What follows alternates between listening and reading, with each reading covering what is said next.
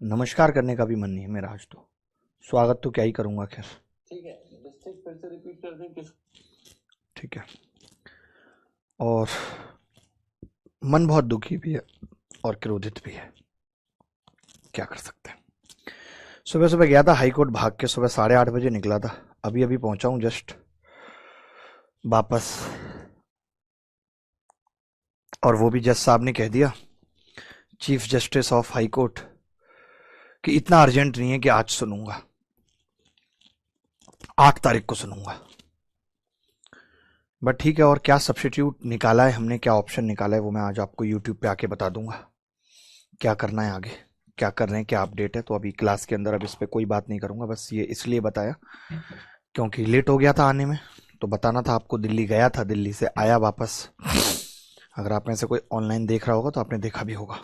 ठीक है, चलिए शुरू करते हैं आज की क्लास। और पहले एक बार देख लेते हैं कि थ्योरी क्या होती है। एक बार आपको निगाह लगवा देता हूँ थ्योरी पे। इसका वो कहाँ है, आगे पीछे करने वाला स्लाइडर। ठीक है, आप देख लीजिए कि क्या क्या थ्योरी है क्वाड्रिलेटरल में। जिस तरीके से हमने आपको दिखाई थी थ्योरी, ये दिखाया था जिस तरीके से हमने आपको कि ट्रायंगल के अंदर थ्योरी दिखाई थी, वैसे आप ये देखेंगे कि क्वाड्रिलेटरल क्या होता है। क्वाड्रिलेटरल ये प्लेन फिगर, ये आपको हम डॉक में दे भी देंगे और ये मान के चलते हैं कि आपको थ्योरी आती होगी। टाइप्स ऑफ क्वाड्रिलेटरल क्या क्या है, स्क्वायर, रेक्टेंगल, पैरेललोग्राम। आदित्य,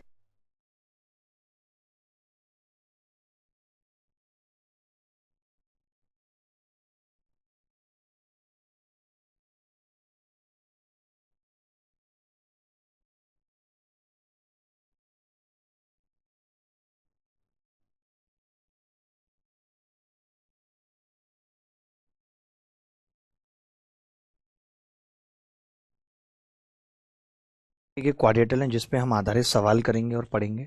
ठीक है, प्रॉपर्टीज क्या होती हैं कि चारों कोणों का जोड़ 360 होता है। एरिया कैसे निकलता है, अच्छा एरिया कैसे निकलता है।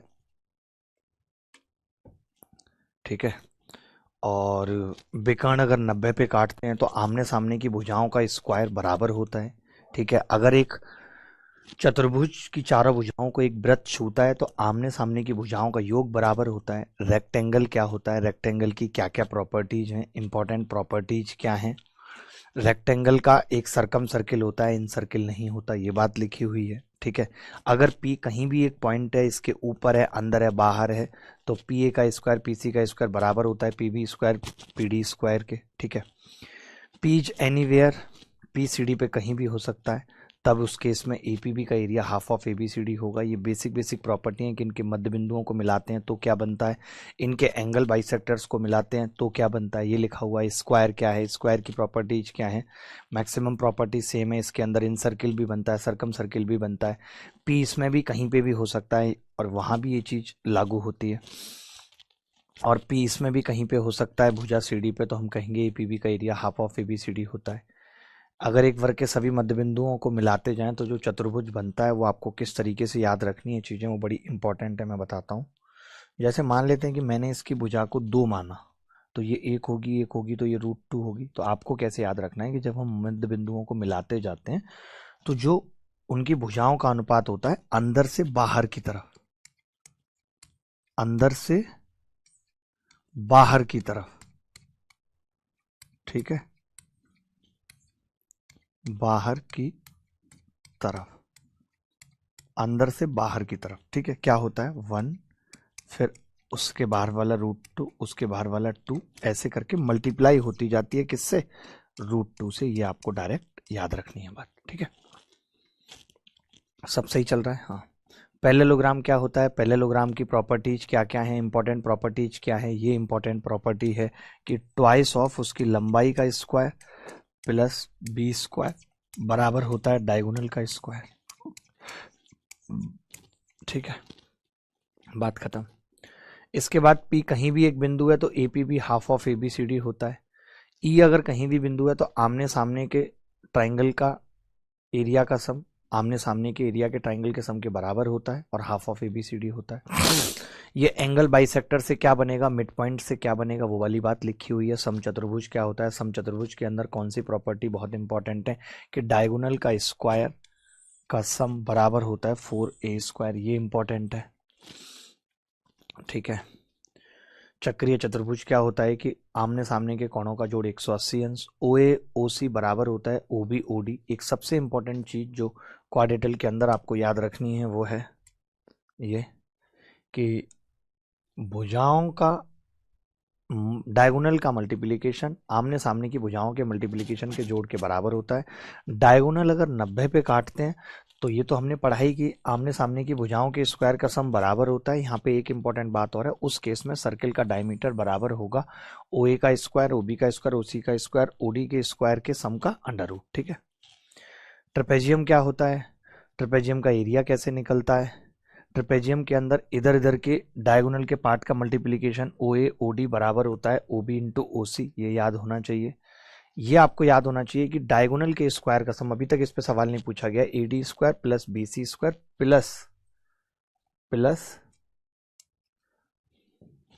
प्लस 2AB इंटू CD होता है। ठीक है, प्लस 2AB इंटू CD होता है। मिड पॉइंट सेगमेंट पता होना चाहिए, हर बार इस पे सवाल आ रहा है, इस साल भी आने की उम्मीद है कि जो MN होता है, अगर MN मिड पॉइंट है तो half of AB plus CD होता है। ठीक है। आइसोसेलेस ट्रेपेजियम क्या होता है, इसमें दो भुजाएं बराबर होती हैं, डायगोनल बराबर होते हैं। और ये वाली बात तो इतनी इंपॉर्टेंट नहीं है, बट ये वाली बात इंपॉर्टेंट है कि अगर EF इस तरीके से बिंदु है कि इसका अनुपात MN है, पैरेलल है, तो इसका भी MN होगा, इसका भी MN होगा। ठीक है, इसका भी MN होगा। मम्मी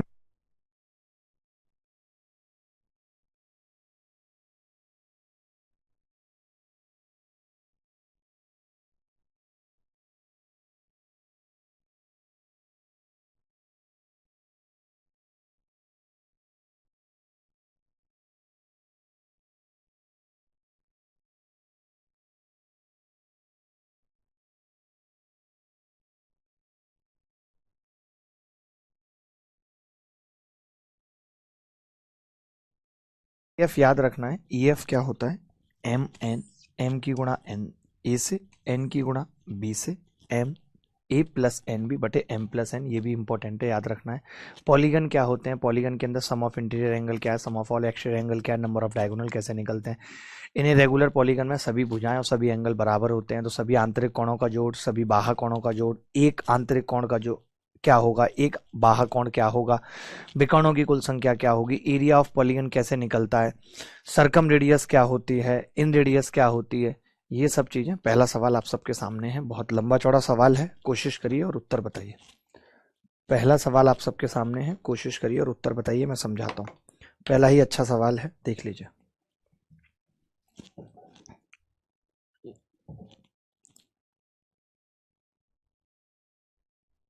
ऐसा कैसे हो गया,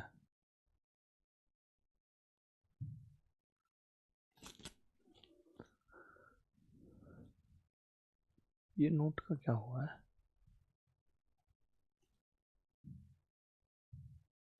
चलो ठीक है, ऐसे ही देखो, पता नहीं क्या हो जाता है, टेक्निकली भी स्ट्रांग होना आज की डेट में बड़ा जरूरी है। पूछना किसी को कि ऐसे हो गया है, फुल स्क्रीन नहीं आ रहा है, क्या करना है।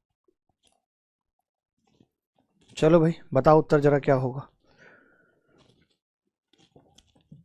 वही बड़ा मन उदास हुआ कि जज साहब ने कह दिया, हम direct chief justice of high court के पास गए थे, उन्होंने कहा इतना अर्जेंट नहीं है, हमने बताया कि एग्जाम है 18 तारीख को, तो उन्होंने कहा ठीक है तो आप 8 तारीख को आइए, मैं बुधवार को ही सुनूंगा पीएल।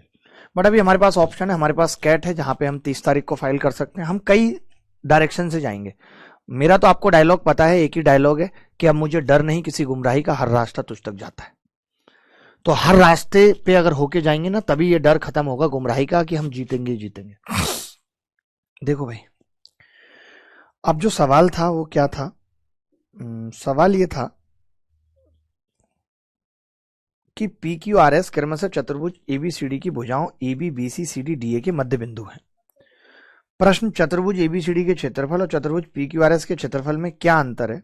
कथन एक दे रखा था, चतुर्भुज एबीसीडी का क्षेत्रफल 100 है, चतुर्भुज पी क्यू आर एस का क्षेत्रफल 50 इकाई है। बड़ा ही गजब सवाल था। जैसे मैंने बना लिया, मैंने कहा ऐसे एक चित्र बनाया हमने, आपने कहा कि जी इसके मिड पॉइंट की बात करते हैं, तो इसका जो मिड पॉइंट है, इसका मिड पॉइंट है ऐसे खींचते हैं, इसका जो मिड पॉइंट है ऐसे खींचते हैं, इसका जो मिड पॉइंट है ऐसे खींचते हैं, इसका जो मिड पॉइंट है वो ऐसे। तो हमने कहा पी क्यू आर एस मध्य बिंदु थे ए बी सी डी के, यानी ये ए बी सी डी था और ये पी क्यू आर एस थे। ठीक है भाई।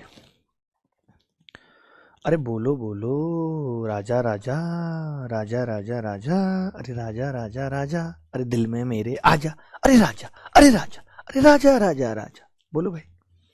ये हुआ किसी से सवाल कि मध्य बिंदु थे, चतुर्भुज एबीसीडी का क्षेत्रफल दे रखा था।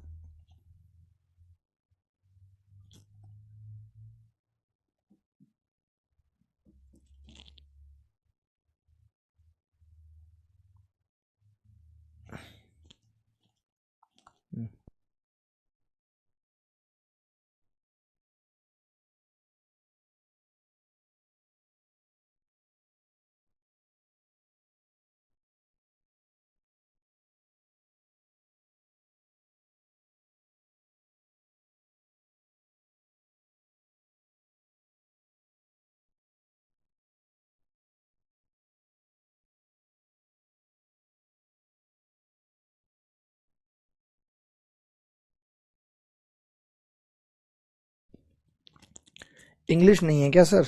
यार इंग्लिश लिखी तो है ऊपर, आप देखोगे तभी तो इंग्लिश दिखेगी। नहीं अमित भाई, वो चीफ जस्टिस हम उनके सामने ही क्यों गए, चीफ जस्टिस साहब के सामने ही, क्योंकि वो बहुत इंटेलिजेंट है, बहुत ज्यादा इंटेलिजेंट है। आप ये समझ लो अगर वो सुन लेते तो काफी उम्मीद थी कि वो आज ही फैसला दे देते। वो बहुत इंटेलिजेंट है। मतलब अगर अभी देखा जाए पूरे हाई कोर्ट में जो चीफ है, मतलब उनका बैकग्राउंड जो है वो चार्टेड अकाउंटेंट का है, वो बहुत शार्प माइंड है, बहुत शार्प माइंड है।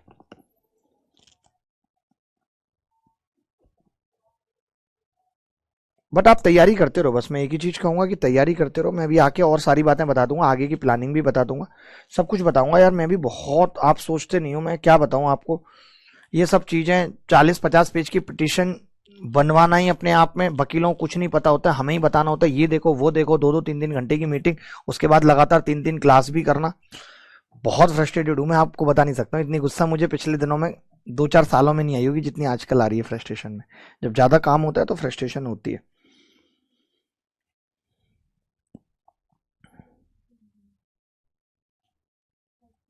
ठीक है, अब चल जाएगा, ऐसे क्या करें। कोई बताएगा बच्चा इस सवाल का उत्तर क्या आ रहा है? कोई भी बच्चा बताएगा? कोई भी बच्चा बताएगा?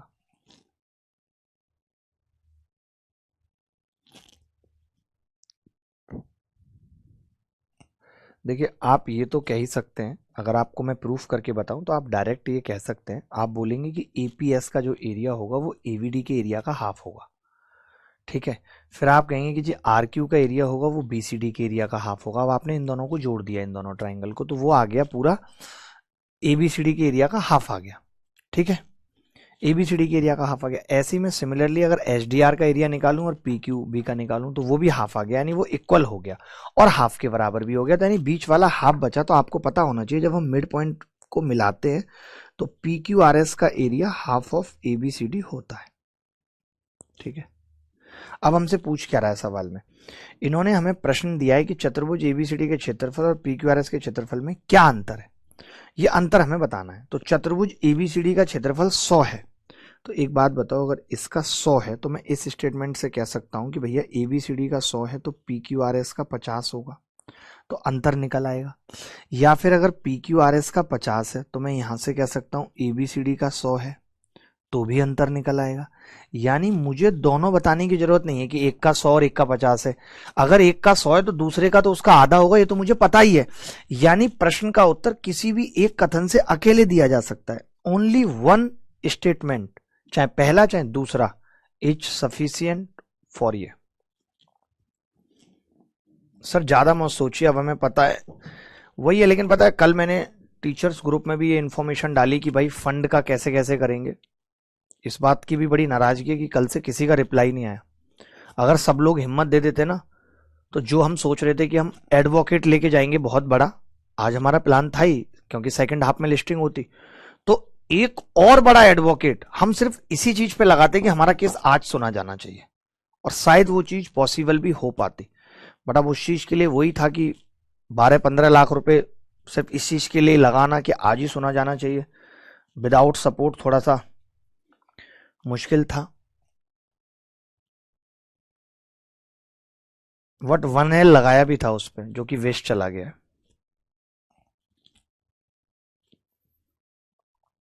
चलो भाई आगे बढ़ते हैं। किसी को पता है ये फुल स्क्रीन कैसे होगा यार? फुल स्क्रीन ही नहीं हो रहा है, पता नहीं, हर एक छोटी छोटी समस्याएं भी बड़ा परेशान करती हैं। पता नहीं क्या है, फुल स्क्रीन ही नहीं हो रहा। मिनिमाइज करें, मैक्सिमाइज करें? मैक्सिमाइज तो हो ही रखा है।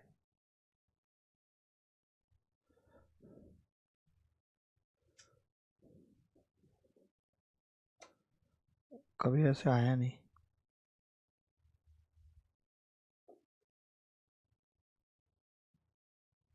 गूगल पे देखो इसको कैसे कर सकते हैं मैक्सिमाइज।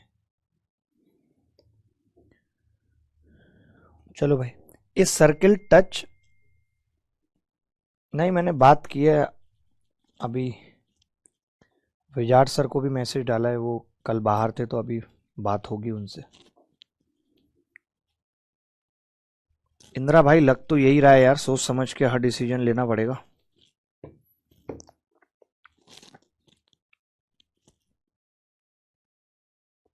इस circle touch all the 4 sides AB BC CD DA of a quadrilateral ABCD, ठीक है।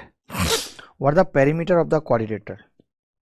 आपने ऐसा सवाल खूब देखा है। अभी हमने आपको बताई थी ये वाली बात कि अगर ये एक वृत्त है जो एक चतुर्भुज की, एक वृत्त है जो एक चतुर्भुज की सारी भुजाओं को छू रहा है,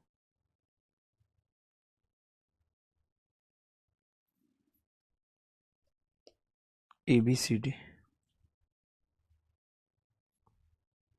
ABCD चतुर्भुज की सारी भुजाओं को छू रहा है, AB प्लस DC बराबर 10 है, AB प्लस DC 10 है। लिखने की जरूरत है नहीं, वैसे ये चीज 10 दे रखी है। पेरीमीटर ऑफ द क्वाड्रिलेटरल पूछ रहा है, तो मैं ये कह रहा हूं अगर ये 10 है तो मैं जानता हूं कि ये बराबर होगी AD प्लस BC के, ये भी 10 होगा यानी पेरीमीटर 20 होगा। सिमिलरली ये चीज बराबर होगी AB प्लस DC के, ये भी 10 होगी तो पेरीमीटर 20 होगा। यानी पेरीमीटर निकालने के लिए या तो ये स्टेटमेंट लगा लो या ये लगा लो, बात तो एक ही है, क्योंकि हमें तो ये बात पता है, हम ये बात जानते हैं कि जब एक सर्किल एक चतुर्भुज की चारों भुजाओं को छूता है तो AB प्लस CD बराबर होता है BC प्लस AD। बोलो। नहीं, रिजल्ट तो रिवाइज होगा, बट मैं वही चाह रहा था ना कि मेंस भी बिल्कुल लेट ना हो अगर रिजल्ट रिवाइज होता है तो। किसी प्रश्न का उत्तर अकेले, इसीलिए मैं अभी भी बच्चों को कह रहा हूं कि वो पढ़ाई करते रहें, क्योंकि हम इस चीज पे फोकस करेंगे भी नहीं कि मेंस लेट हो।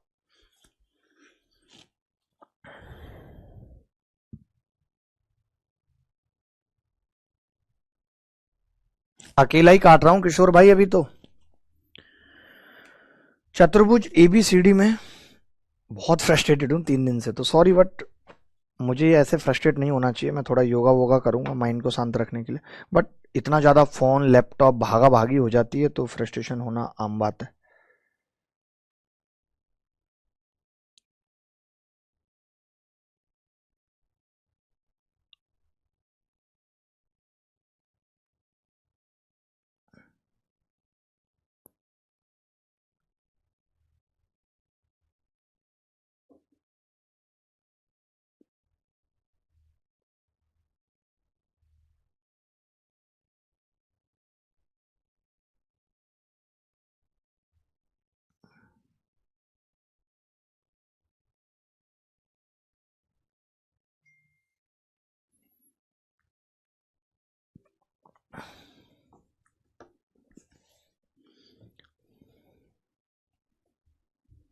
देखिए एक चतुर्भुज ABCD में AB बराबर BC, CD बराबर DA, AC तथा BD विकर्ण इस प्रकार हैं कि AC 6 है, BD 12 है, तो चतुर्भुज का क्षेत्रफल बताना है। ये सवाल भी अभी आया है पेपर में, ठीक है।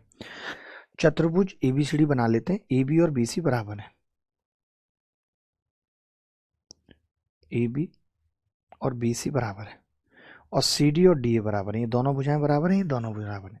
ए सी कितना है 6, ए सी 6, बी डी कितना है ये 12 है, 12 है। चतुर्भुज का क्षेत्रफल पूछ रहा है, कोई बच्चा बता सकता है क्या होगा?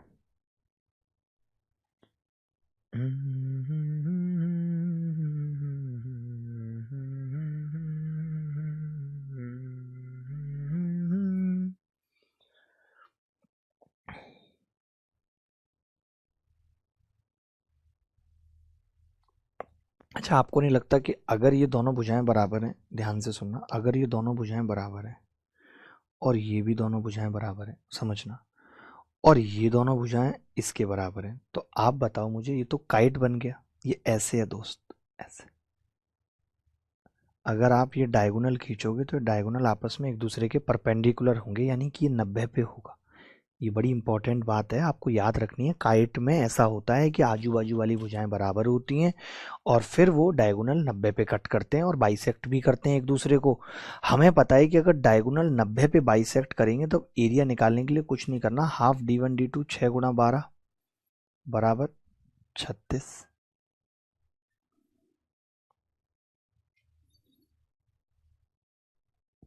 बोलो भाई। वही तो मैं कह रहा हूँ इंदिरा, अगर हम लोगों ने ये मुद्दे उठाने में भी सफल रहे तो वैसे ही 10 गुना बच्चा भी अगर ये करेंगे तब भी 1,80,000 बच्चा प्री में पास हो जाएगा, है कि नहीं? तो कोई बात नहीं, मैं तो आज अगर जज साहब ने नहीं सुनी, आज अगर जज साहब ने नहीं सुनी तो मैं तो इसके लिए भी खुश हूं, कोई दिक्कत नहीं है, समझ रहे हो?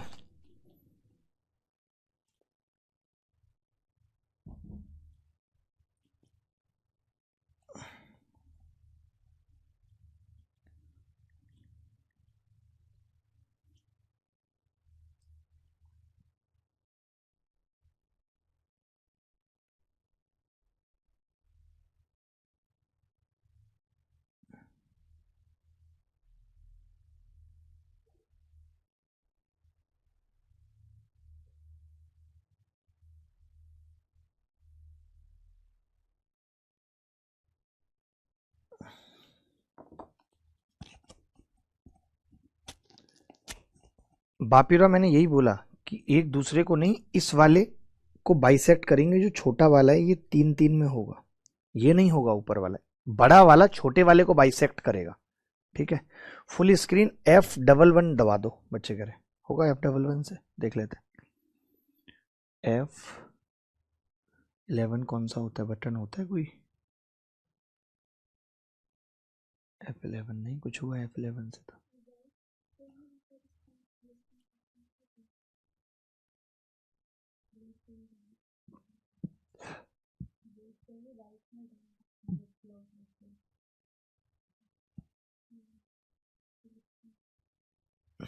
यार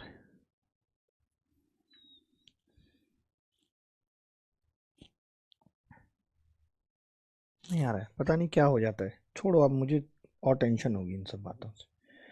यहाँ पे देख सकते हैं मॉड टीचिंग आ गया। लो, तुम लोग बच्चे हो ना अभी, हम तो इंजीनियरिंग करके बैठे हैं। मैं यहाँ पे मॉड पे गया, मैंने टीचिंग मॉड सेलेक्ट कर दिया, पढ़ाना है ना मुझे, तो टीचर हूँ मैं, तो हो गया 1 मिनट में।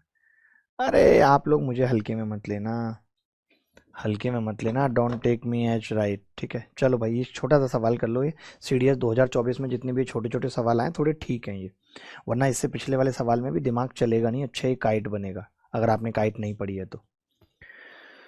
ABCD में AB 6, BC 18, CD 6, एक चतुर्भुज है ABCD।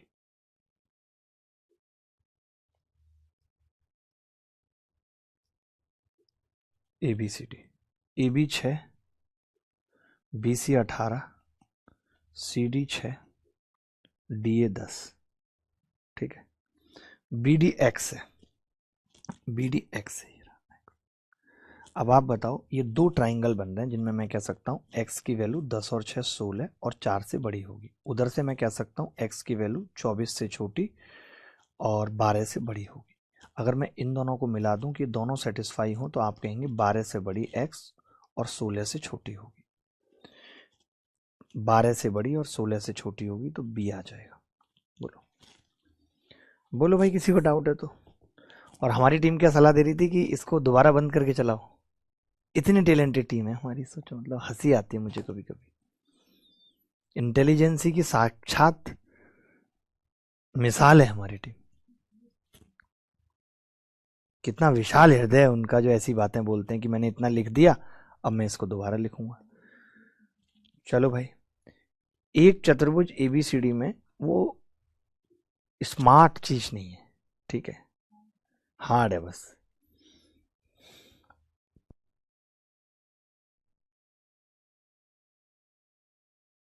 एक चतुर्भुज एबीसीडी में एंगल ए और बी के समद्विभाजक ऊपर मिलते हैं और ए ओ बी एक्स है। यदि सी डी 20 से अधिक हो तो डी का मान कितना होगा। आपको ये बात पता नहीं होगी, कई लोगों को नहीं पता होगी, बट मैं बता देता हूँ कि आपको ये चीज़ डायरेक्ट याद रखनी चाहिए। इस पे इतनी बार सवाल आ गया जिसकी कोई सीमा नहीं है। जैसे ए बी सी डी है, ठीक है, अब आप ये कट कराते हो, आप ये कट कराते हो और ये ओ पे एंगल बाइसेक्टर है। तो मैंने कहा ये भैया अल्फा अल्फा है और ये बीटा बीटा है, ये मैं कह सकता हूँ। तो आप कहेंगे कि जो एंगल ए ओ बी है मास्टर, वो जो है वो 180 माइनस अल्फा माइनस बीटा होगा। तो मैंने कहा इसको 2 से गुणा कर लो, twice of angle A O B बराबर होगा 360 माइनस 2 अल्फा माइनस 2 बीटा। तो आप कहोगे 360 में से 2 अल्फा 2 बीटा घट गए, यानी ए घटा दिया, बी घटा दिया, तो ये सी प्लस डी बचेगा। आपको ये याद रखना पड़ेगा इस तरीके के, जब बात आएगी कि एंगल बाइसेक्टर हैं ये दोनों, अगर ये बात आएगी कि ये दोनों एंगल बाइसेक्टर हैं, तो आपको कहना पड़ेगा कि जो ए ओ बी होता है वो half of C plus D होता है, या C plus D twice of A O B होता है। ये डायरेक्ट याद रख लो।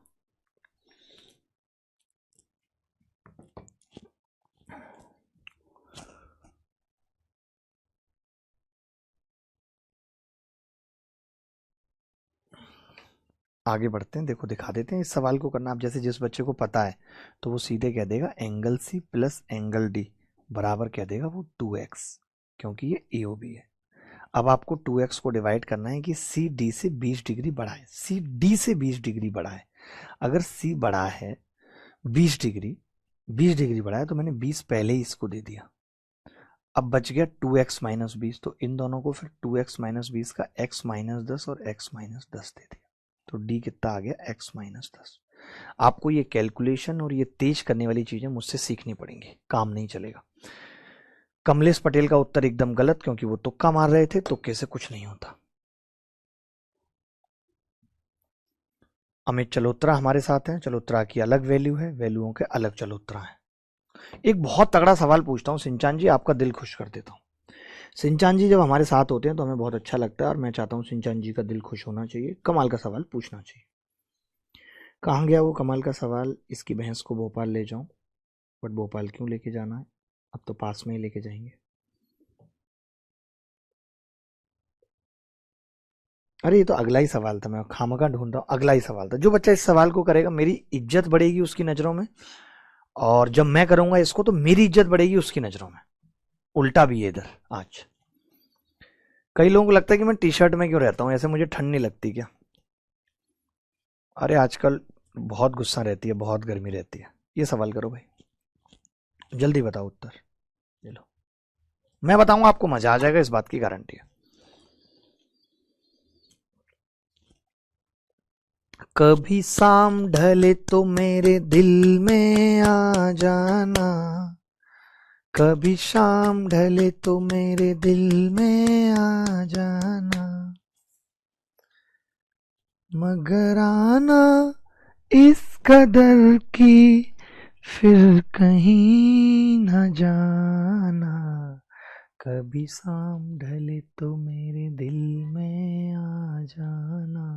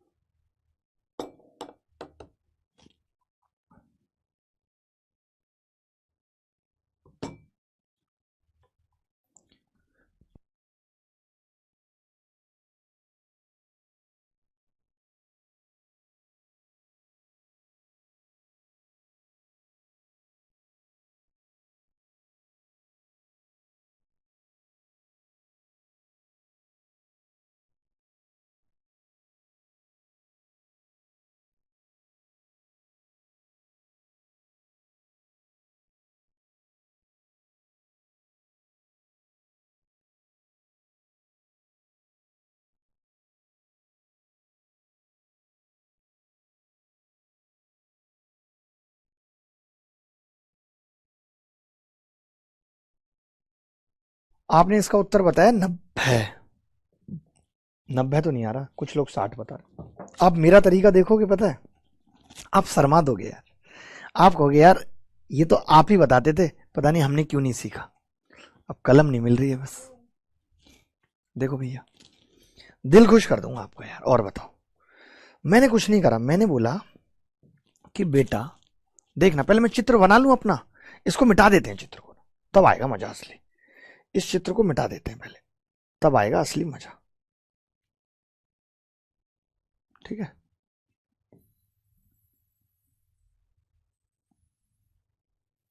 वरना मजा आएगा नहीं। ठीक है, अब देखना, आप मजा ना आए तो क्या ना। ठीक है भाई, देखो चित्र क्या था, सवाल क्या था हमारा, सवाल था कि भाई एक लाइन ऐसे खींची हुई है, ठीक है, एक लाइन ऐसे है, ठीक है, एक लाइन ऐसे है और एक लाइन ऐसे। ठीक है भाई, ABCD दिया हुआ है। एक बात और दे रखी है, एक बात और दे रखी है कि ABC यानी कि ये कौन ABC और BCD का सम 270 सम दिया है, अलग अलग नहीं दे रखे, सम दे रखा है। मैंने कहा कुछ कर लें, तो आपके दिमाग में यार मैं ABC को 90 मान लूं जब ऐसे सम ही दे रखा है तो। फिर आप डर गए, आपने कहा और BCD तो 180 हो जाएगा मास्टर, मैं तो फंस जाऊंगा। मैंने कहा बेटा कुछ नहीं फंसोगे, देखते रहो बस, मैं कर रहा हूं ना अभी, मैं कर रहा हूं, फंसे हुए आप क्यों फंसोगे। ये लो, अब जब आप इसको 90 बना रहे हो तो ये गुरु ऐसे हो जाएगी थोड़ा ऐसे। ठीक है भाई, अब आप इसको 90 कर रहे हो,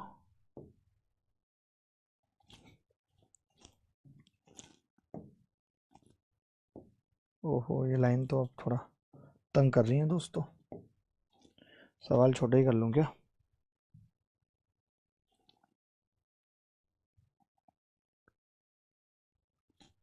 ऐसे करना पड़ेगा थोड़ा, तभी बात बनेगी। ठीक है, ऊपर वाले चित्र को भी आप देखते रहो, मैं तो कहता हूँ ऊपर वाले चित्र को भी आप देखते रहो। ठीक है, ऐसे चिंता मत करो, ऊपर वाले चित्र को भी देखते रहो। ठीक है, अच्छा लगेगा आपको। मैंने कहा अब आप क्या कर रहे हो, अब आप इन दोनों को 180 कोण बना रहे हो, तो 180 कोण बनाने पे आपको नहीं लगता कि ये कुछ कुछ ऐसे, ये कुछ कुछ ऐसे, ये सीधे हो लेंगे बेटा, क्योंकि आप तो 180 बना रहे हो ना। थोड़ा नीचे ले आता हूँ इसको, इसको भी थोड़ा नीचे ले आता हूँ, ये कर रहे हो आप पूरा।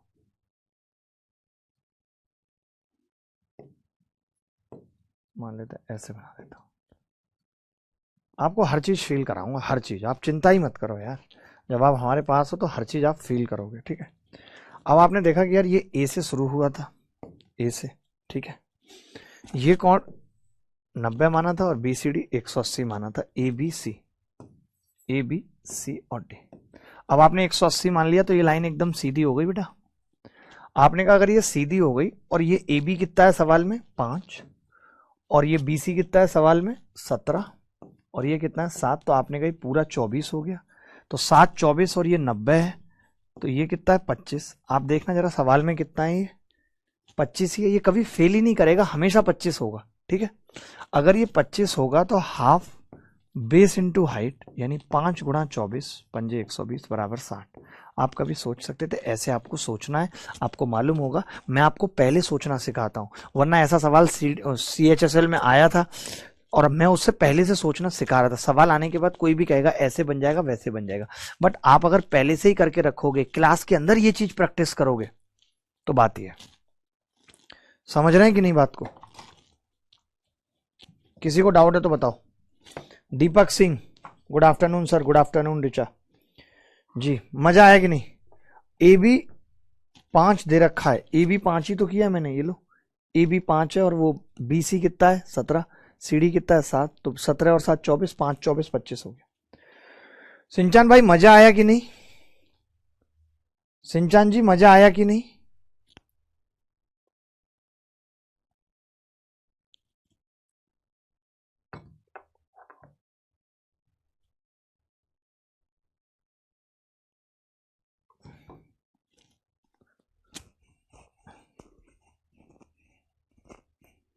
चलो भाई, अरे दीपक सिंह बस ये आपका प्यार है, इतना काफी है।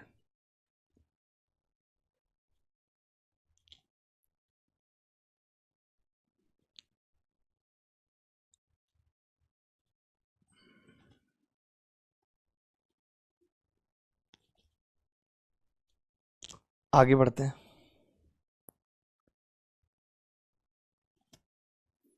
ये मुझे बहुत प्यारा लगा था जब मैंने इसको देखा और सोचा, मैंने तुरंत यही मेरे माइंड में स्ट्राइक किया। मेरे माइंड में पता है कैसे स्ट्राइक किया, आओ बताता हूँ। मैंने कहा यार 5 25 है, मैंने फिर देखा 17 7 ये भी 24 है।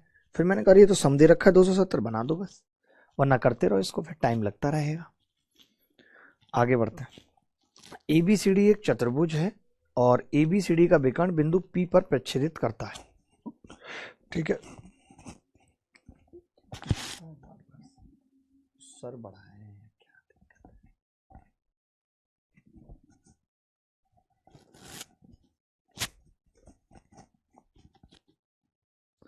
अरे 7 24 25 ही तो मैंने ट्रिपलेट लगाया है, गलत कहाँ किया है? 7 24 25, अच्छा 5 24 25 है। ओहो, सवाल गलत है, हमने गलत कर दिया। भाई भाई भाई, ये तो लफड़ा फंस गया, मजा ही आ गया। करेक्ट कर लो, वही मैं कह रहा हूँ कि ये जब मैंने सवाल जहां से भी छांट के भेजा था तो एबीवी 7 था, लिख लेना जरा। ये गलत करते हैं गधे, क्या करूं अब। 7, मैंने तो वही कहा, मुझे तो याद थी ये चीज ना, मुझे तो याद थी कि 7 24 25 है। बट अब टाइपिस्ट ने मिस्टेक कर दी तो हम क्या करें। अब ठीक है, अब ठीक है, एक बार 5 पे भी कर लेंगे इसको, एक बार इसको 5 पे भी कर लेंगे। ठीक है, चलो आगे बढ़ते हैं। ये सवाल देखो, एबीसीडी एक चतुर्भुज है और एबीसीडी का विकर्ण पी पर काटता है। ठीक है, देखो एबीसीडी का विकर्ण पी पर काटता है। सारे सवाल थोड़े ठीक ठीक से हैं, ज़्यादा मुश्किल भी नहीं है, बट आनंद देने वाले। इनके विकर्ण पी पर काटते हैं, काट दिए। त्रिभुज एपीबी और सीपीडी का क्षेत्रफल 12 और 27 है, सीपीडी का ज़्यादा है। यदि त्रिभुज एपीडी का क्षेत्रफल 13.5, सबके क्षेत्रफल दे रखे हैं, इसका 12 दे रखा है, इसका 27 दे रखा है, इसका 13.5 दे रखा है, इसका क्षेत्रफल पूछा है। आपको आता है ये सवाल करना? आपको ये सवाल करना आता है?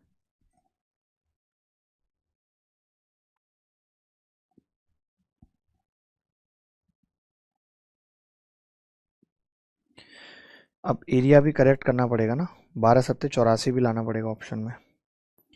कर देता हूँ ये करेक्ट, वो बताऊंगा अब, मैं 5 पे भी करके बता देता हूँ एक बार, अभी रुक जाओ, 5 पे भी करके बता देता हूँ एक बार।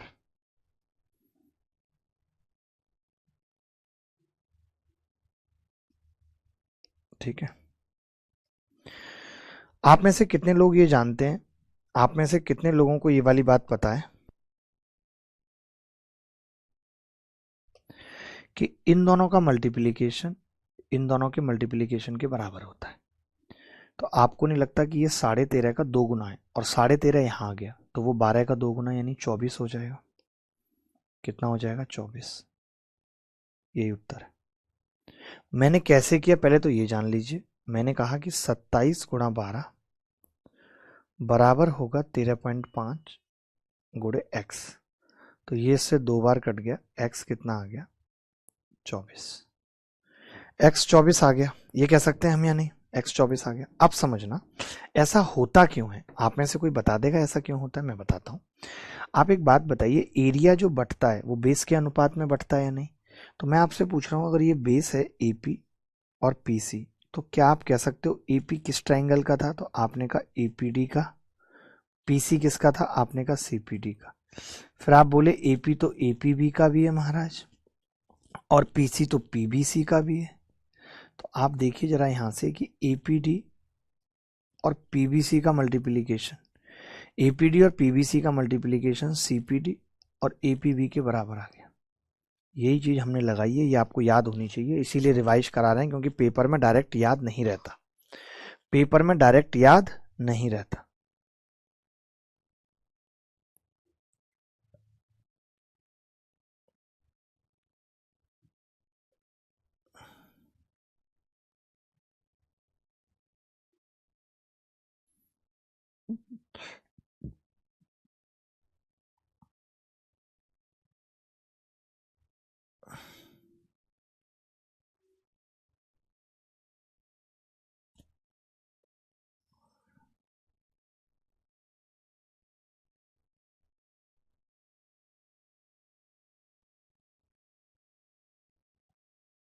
आगे बढ़े।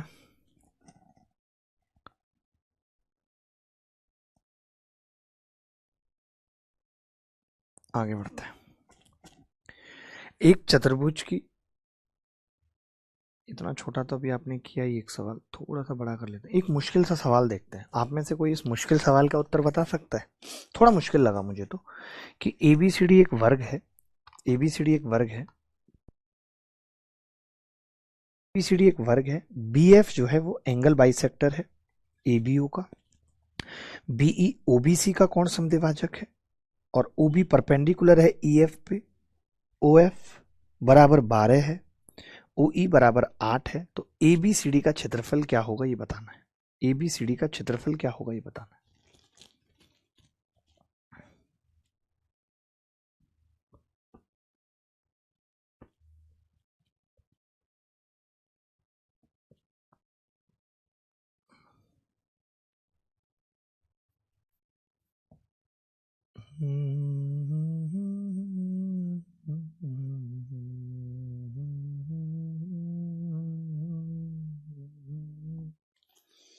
जो भी बच्चा आप में से सवाल का उत्तर बताएगा उसकी अलग से इज्जत होगी, इतनी ज्यादा इज्जत होगी जिसकी कोई सीमा ही नहीं है आपकी इज्जत की।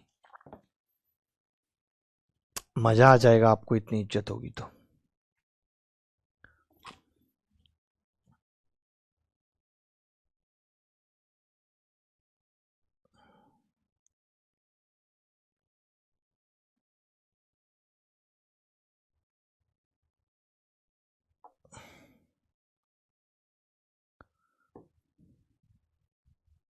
सर हमारे यहाँ बारिश हो रही है, बहुत ठंड बढ़ गई है। बारिश तो हमारे यहाँ भी हो रही है, बट ठंड बढ़ ही नहीं रही। इतनी रिक्वेस्ट कर रहे हैं बढ़ जाओ बढ़ जाओ बढ़ जाओ बढ़ जाओ।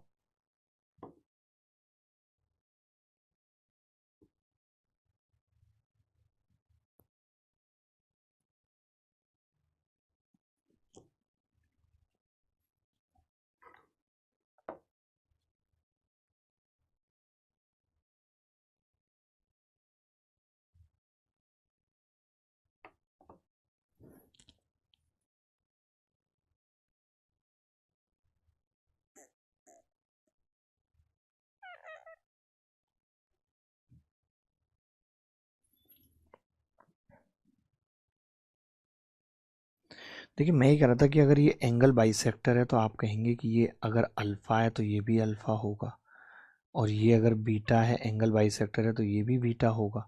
आपको ये तो पता ही है कि 2 अल्फा प्लस 2 बीटा 90 है। तो यहाँ से हम कह सकते हैं कि अल्फा प्लस बीटा कितना होगा, 45 होगा। अल्फा प्लस बीटा 45 आ गया, यानी कि जो बीच में एंगल बन रहा है ये 45 है। अल्फा प्लस बीटा कौन सा एंगल बाइसेक्टर था, तो बी एफ एंगल बाइसेक्टर था। तो अल्फा प्लस बीटा कितना आ गया, 45 आ गया। अगर किसी को डाउट है तो बता दो।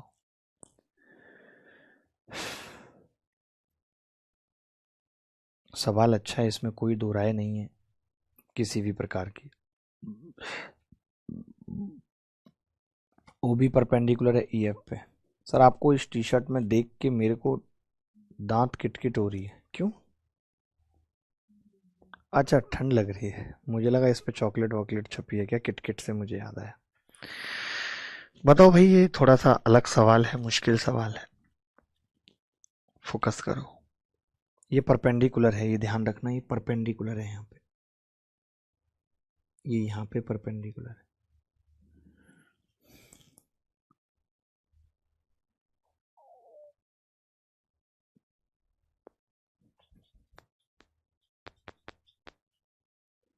अच्छा हम अगर ये परपेंडिकुलर निकाल लेते हैं तो हमें क्या हिंट मिलेगी, आप मुझे बता सकते हैं कि मुझे क्या हिंट मिलेगी, मैं क्या क्या फ़ायदे उठा सकता हूँ या नहीं उठा सकता हूँ? क्योंकि ए बी सी डी का क्षेत्रफल पूछ रहा है, और ए बी सी डी का क्षेत्रफल निकालने के लिए मेरे को सिर्फ ए बी चाहिए, मुझे कुछ और चाहिए ही नहीं। ठीक है, और ए बी बहुत आसानी से आ सकती है अगर मेरे पास ओ बी आ जाए या कुछ और आ जाए। तो आप बताएंगे क्या आ सकता है?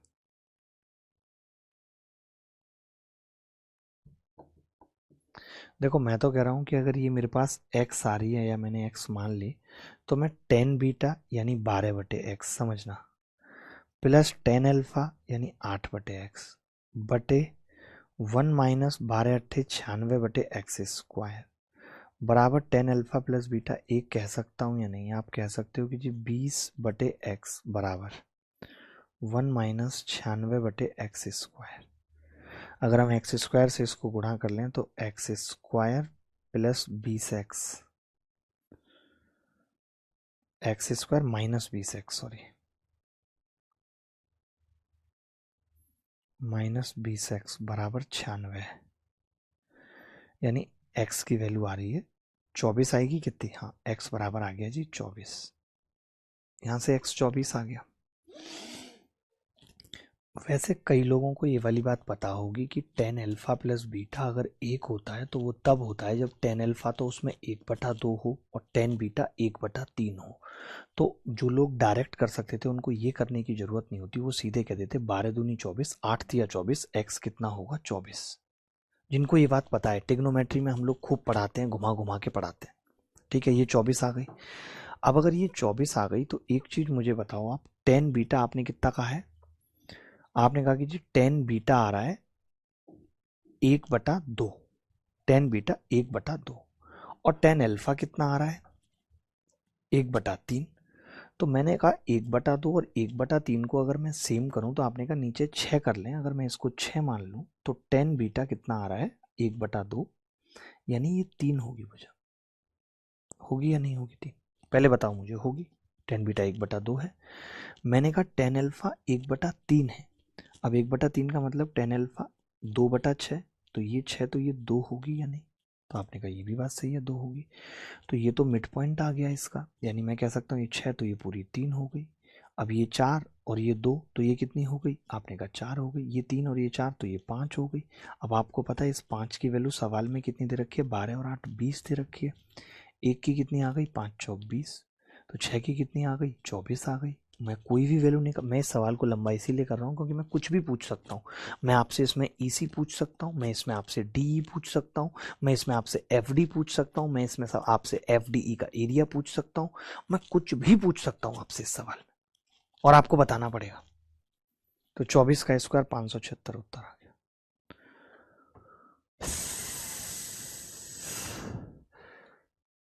ये भी एक तरीके से काइट बन रहा है, क्योंकि अगर एफ ओ 12 है तो ए एफ भी 12 है और वो एंगल बाइसेक्टर है, तो ओ बी और ए बी बराबर होंगी आपस में। ओ बी और ए बी बराबर होंगी आपस में। अच्छा सवाल था, बट ये बहुत, मतलब बहुत कुछ कंसेप्चुअल था इस सवाल के अंदर।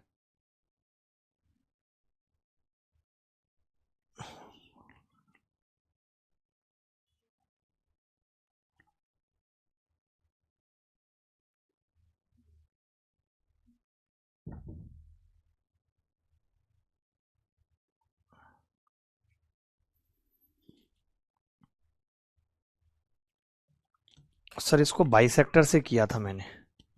आपने कैसे किया था? बाइसेक्टर से किया था। क्या किया था आपने बाइसेक्टर से, बता सकते हैं इंदिरा जी? आप बहुत इंटेलिजेंट हैं और मैं आपकी हल्की रेस्पेक्ट भी करता हूं, ऐसा नहीं है कि मैं बिल्कुल भी आपकी रेस्पेक्ट नहीं करता। मैं हल्की रेस्पेक्ट करता हूं आपकी। आप अच्छा भी करते हो, क्लास के अच्छे इंटेलिजेंट बच्चे से हो आप। एक बच्चा कह रहा सर बाउंस हो गया। पहले तो आप में से कितने सारे लोगों को ये पता है, ये भी नहीं पता क्या आपको मैंने 10 अल्फा प्लस बीटा का फॉर्मूला लगाया है? ये भी नहीं पता आपको कि मैंने 10 अल्फा प्लस बीटा का फॉर्मूला लगाया है? 10 अल्फा 12/x 8/x x 24 निकाला है। या आपको ये पता है कि अगर 10 अल्फा 1/2 हो,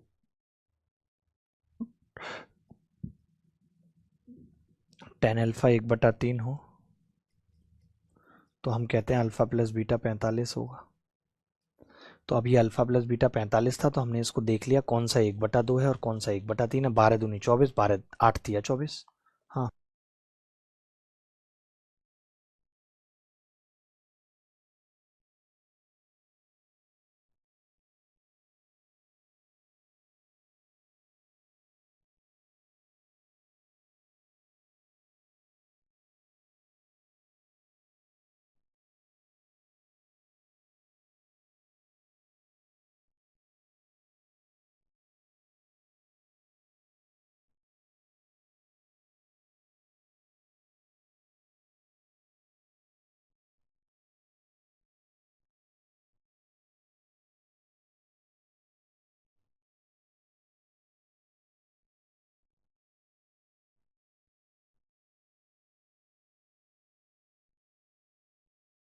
में ज्योमेट्री में 3 सवाल भी आ सकते हैं, 5 सवाल भी आ सकते हैं।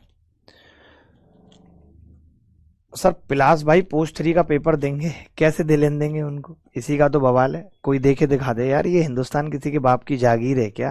है, मेरा भी है ये देश, तुम्हारा भी है ये देश, हम सबका है ये देश। मेरे लिए भी मिट्टी उतनी प्यारी और उतनी पावन है जितनी आपके लिए है। और ये दिल की आवाज है। सवाल देखो, नहीं तो अभी छील दूंगा 2 मिनट में। ABCD एक वर्ग है, BD विकर्ण है, MH 2 है, जहां MED का मध्य बिंदु है, MED का मध्य बिंदु है, तो BH की लंबाई कितनी होगी, ये आप बताइए बस।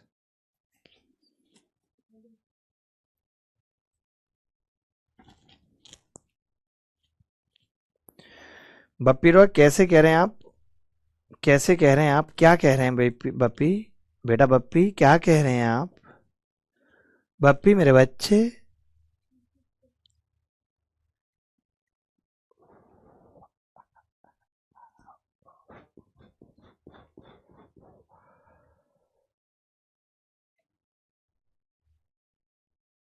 आप ये भी आप मान सकते हैं कि ये भी अल्फा होगा। बहुत कुछ है इस सवाल के अंदर ना, ये भी अल्फा होगा, ये भी बीटा होगा। बहुत सारी चीजें हैं इस सवाल के अंदर, ऐसा एक नहीं है कि ये अकेला ही ऐसा सवाल है एक। चलो अब आगे बढ़ते हैं, जैसे मेरे दिमाग में है मैंने बताया।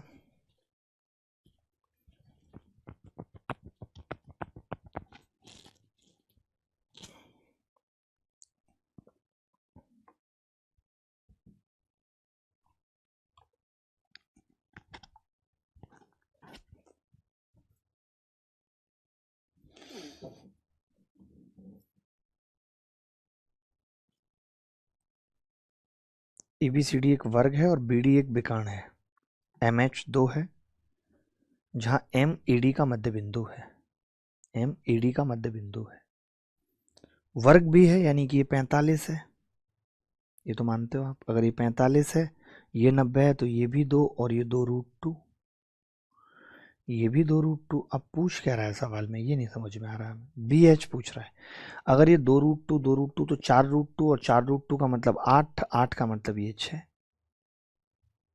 क्या ये सवाल मुश्किल था? मैंने कुछ किया ही नहीं इस सवाल में यार।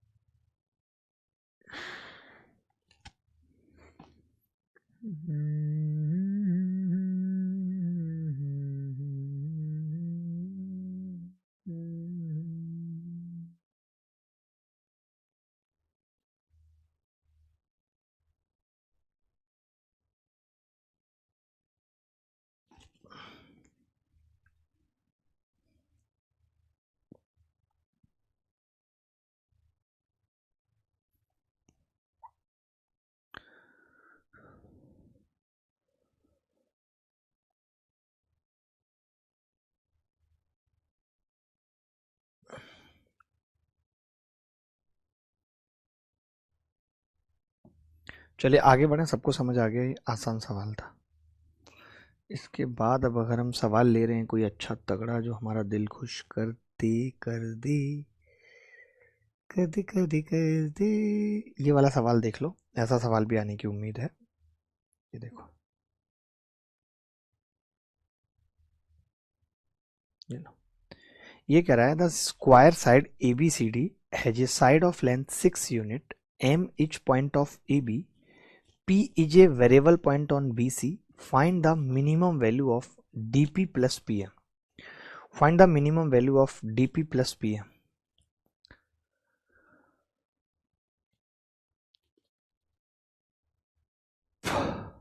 बता सकते हैं? परिवर्तनशील बिंदु यानी कि पॉइंट है।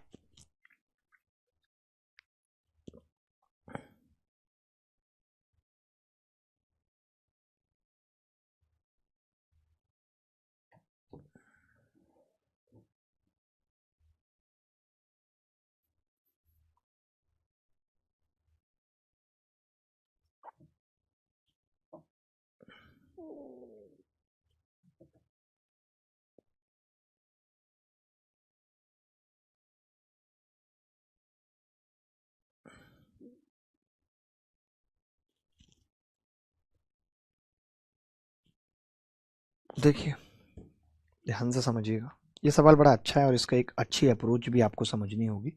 ऐसा नहीं है कि आप सिर्फ उत्तर वाली अप्रोच सीख लेंगे कि इससे उत्तर आता है, काम नहीं चलेगा। ए बी सी डी एक वर्ग है। आपने कहा एम ए बी का मध्य बिंदु है, एम ए बी का मध्य बिंदु है, पी बी सी पर एक बिंदु है, परिवर्तनशील है, कहीं भी हो सकता है, पी कहीं भी हो सकता है। आपसे पूछ रहा है डीपी प्लस पीएम का मान बताओ क्या होगा, डीपी और प्लस पीएम का मान पूछ रहा है। मुश्किल सवाल है अपने आप में। ऐसे सवाल में हम क्या करते हैं, ऐसे सवाल में देखिए, किसी भी दो लाइन का जोड़ मैक्सिमम और मिनिमम तभी हो सकता है, जैसे मैं आपसे कहूं कि यहां से एक बिंदु है और यहां से एक बिंदु है, ये डी है और ये पी और ये एम। आप कहते हैं कि DP plus P M minimum हो, मिनिमम तभी हो सकती है जब ये एक सीधी लाइन हो जाए और पी यहाँ पे हो जाए, क्योंकि डिस्टेंस बिटवीन टू पॉइंट तभी कम से कम होता है जब वो शॉर्टेस्ट हो, यानी कि स्ट्रेट लाइन हो। Distance between two point shortest तभी होता है जब वो एक स्ट्रेट लाइन हो। ये बात मानते हो? तो मैंने कहा मैं किसी तरीके से इसको स्ट्रेट लाइन बनाऊंगा। उसके लिए मैंने क्या किया, यहाँ पे एक लाइन खींची और ऐसे इसको यहाँ पे मैंने इसका मिरर इमेज बना दिया, एम डैश। एम डैश मैंने क्या किया, मिरर इमेज बना दिया। अब आप कहेंगे कि अगर आपने मिरर इमेज बनाया है तो ये दूरी बराबर होगी। इसकी भुजा कितनी दे रखी है एबीसीडी की, 6, यानी कि ये 3, ये 3, तो आपने कहा ये भी 3 होगी, तभी ऐसा होगा।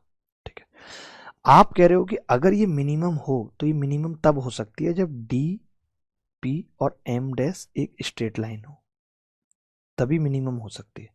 तो मैंने कहा अगर ये स्ट्रेट लाइन है तो ये आ गई 6 और ये पूरी है 9, ये कितनी आ जाएगी, तो आपने कहा 3 तो बाहर कॉमन आ जाएगा, अंडर रूट के अंदर 2 का स्क्वायर, 3 का स्क्वायर, 4 और 9 13, और हमने 3 का स्क्वायर कॉमन लिया, बाहर 3 कॉमन लिया है, 3 रूट 13। ऑप्शन में ही नहीं है 3 रूट 13। डीपी प्लस पीएम का मान, ए बी की लंबाई 6 यूनिट है ना, और ये 3 तिया 9 है, 6 में से हमने 3 कॉमन लिया है तो 2 का स्क्वायर बचा है अंदर और 3 का स्क्वायर बचा है। डीपी प्लस पीएम जो आ रहा है मिनिमम, वो 3 रूट 13 आ रहा है, यानी कि सी आंसर है, सी आंसर है। बोलो आनंद मिश्रा जी। आनंद भी हमारे साथ है, मिश्रा जी भी हमारे साथ है, और हम रेस्पेक्ट करते हैं मिश्रा जी की भी, आनंद की भी।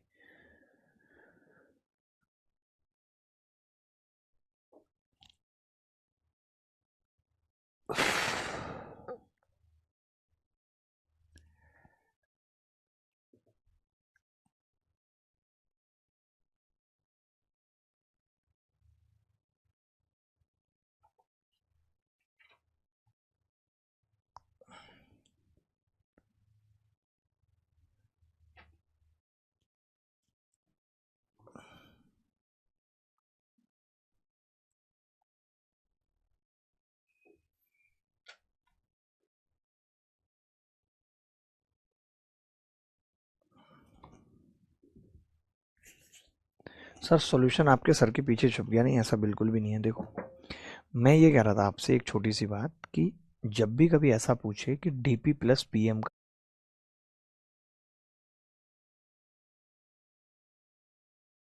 न्यूनतम मान बताना है, आप समझो, अगर इसका न्यूनतम मान पूछा है तो मैंने इसकी मिरर इमेज बना ली। मैंने कहा डीपी प्लस पीएम मिनिमम तभी होगा जब ये एक स्ट्रेट लाइन हो जाएगी। अब अगर ये स्ट्रेट लाइन हो गई, आपने मिरर इमेज बनाई है, तो ये 3 तो ये भी 3, तो ये 9 हो गई है 6, मैंने पाइथागोरस लगा के 3 रूट 13 निकाल दिया। आप कर नहीं पाएंगे इस सवाल को अगर आप इस सॉल्यूशन पे नहीं जाएंगे। ऐसा सवाल पहले भी कई बार पेपर में आया है। मैं एक और पूछ लेता हूँ आपसे ऐसा सवाल, आपको लगेगा कि ये सही है। एक और पूछता हूँ, तगड़े तगड़े सवाल ही करेंगे हम, नॉर्मल करेंगे ही नहीं। ये देख लो भाई, ये देख लो, छोटा कर देता हूँ थोड़ा सा, फिर आप कहेंगे सर के पीछे छुप गया। भयंकर सर में दर्द भी हो रहा है ना। जल्दी देखो, जल्दी उत्तर बताओ। अब मॉक में बेस्ट क्वेश्चन करा रहा हूँ, 1 तारीख से कराऊंगा, 1 जनवरी से, अभी से नहीं, 1 जनवरी से कराऊंगा यार।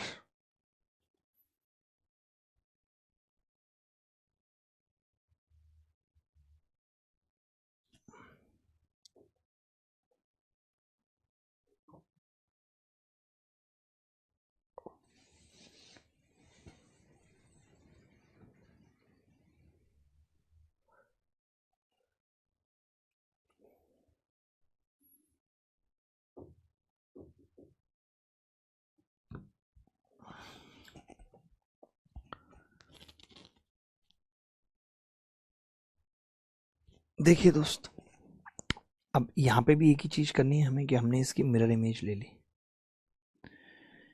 इस बिंदु की मिरर इमेज ले ली हमने यहाँ पे बी की। ठीक है, हमने क्या किया, बी की मिरर इमेज ले ली यहाँ पे बी डैश। ठीक है, अब आप कह रहे हो मिरर इमेज लिए तो ये बराबर होगा, अगर इसकी भुजा 4 है तो ये भी 4 होगा और ये भी 4, और मिनिमम है तो ये स्ट्रेट लाइन होनी चाहिए। तो ये कितनी हो जाएगी, 4 तो बाहर कॉमन आ जाएगा, अंडर रूट 1 का स्क्वायर 2 का स्क्वायर 5, 4 रूट 5, खेल खत्म। 4 रूट 5, खेल खत्म।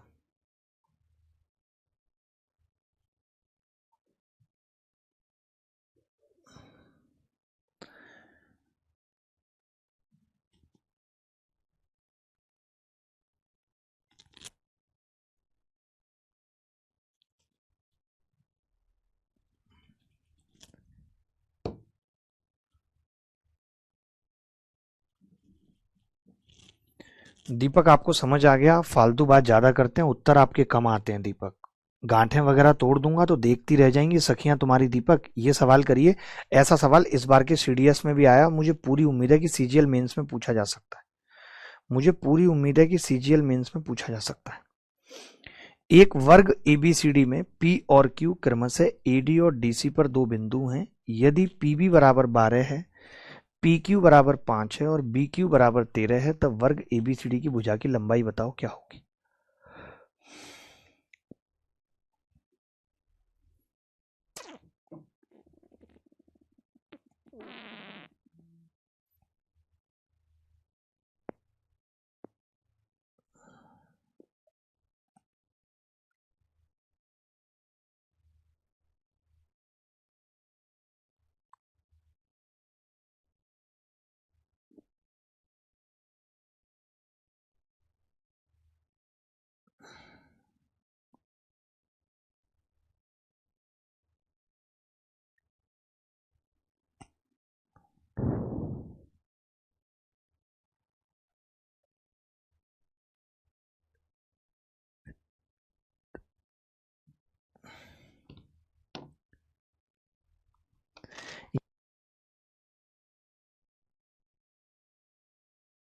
आप लोगों को कल वाला सवाल याद है क्या, उसमें एई एंगल बाइसेक्टर दिया था, ये मिस्टेक थी।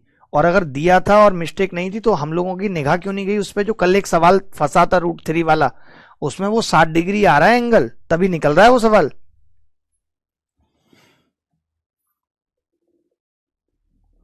देखो, एक वर्ग एबीसीडी में पहले ऋचा का बड़ा झुकाव था दीपक सिंह की तरफ, फिर उसने देखा ये तो बहुत फर्जी आदमी है, तो उसने झुकाव खत्म कर लिया अपना। देखो, पहले उसको लगा था सर दीपक कितना जेन्युइन है, ये है वो है, मैंने कहा देखती रहो बस, कुछ मत बोलो, एक दिन इसकी जेन्युइननेस निकल के सामने आ जाएगी। और वही हुआ। एबीसीडी, पी और क्यू एडी और डीसी पर दो बिंदु हैं, पी और क्यू, एडी पर है एक बिंदु पी और डीसी पर है एक बिंदु क्यू। ठीक है भाई, आपने कहा पीबी कितना है 12, पी क्यू कितना है आपने कहा 5, बी क्यू कितना है आपने कहा 13। अब आपसे भुजा की लंबाई पूछ रहा है एबीसीडी की, बहुत ध्यान से समझना, बहुत ध्यान से, कुछ भी नहीं करना। आप बताओ 5 12 13, तो ये एंगल 90 डिग्री का हो गया। अगर मैं इस एंगल को अल्फा मान रहा हूं तो ये 90 माइनस अल्फा, ये वापस अल्फा हो जाएगा। बोलो हो जाएगा या नहीं, बोल दो भाई, तो आप कहेंगे हाँ जी हो जाएगा, एकदम हो जाएगा।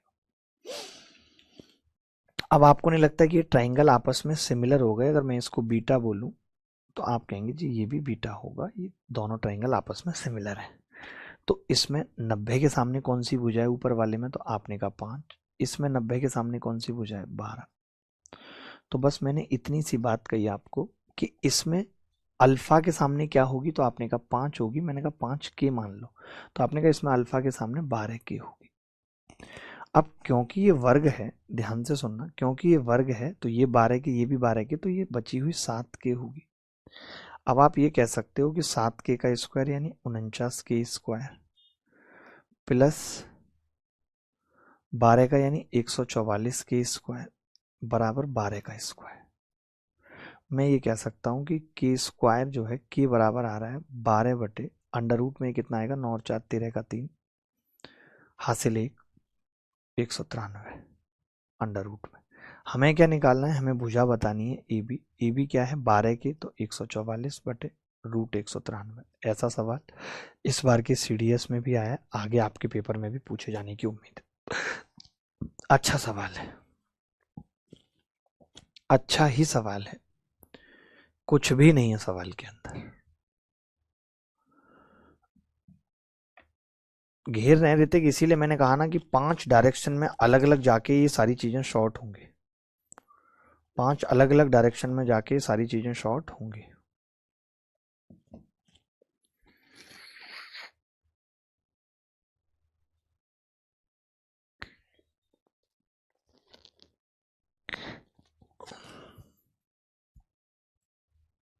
कॉम्प्रीहेंड अगेन का मतलब क्या होता है इंदिरा, मुझे एक बार बताना। मैंने कहा ये 5 12 13 ये 90 होगा, अगर ये अल्फा है तो ये 90 माइनस अल्फा वापस अल्फा हो जाएगा। मैंने 90 माइनस अल्फा को बीटा कंसीडर कर लिया है। मैंने कहा अल्फा बीटा 90, ये दोनों ट्राइंगल ऊपर वाला नीचे वाला आपस में सिमिलर है, तो 90 के सामने इसमें 12 है, उसमें 90 के सामने 5 है। तो मैंने कहा अगर ये 5 तो इसमें अल्फा के सामने 5 और अल्फा के सामने 12 होगी, तो 5 के और 12 के मान लिया। और 12 की पूरी भुजाएं तो ADV 12 की होगी, तो ये अगर 5 की है तो ये 7 की हो गई। अब 7 के का स्क्वायर 12 के का स्क्वायर बराबर 12 का स्क्वायर हो गया, बात खत्म।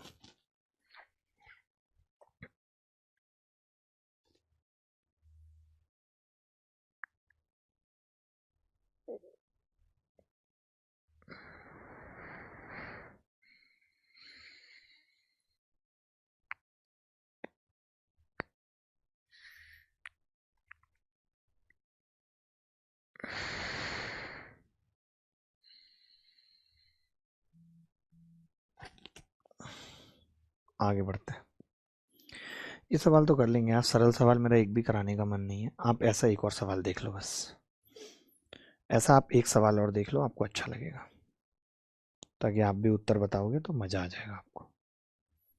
इस डेटा के साथ भी ये सवाल आ सकता है, वृक्क की भुजा की लंबाई के बजाय एरिया भी पूछा जा सकता है।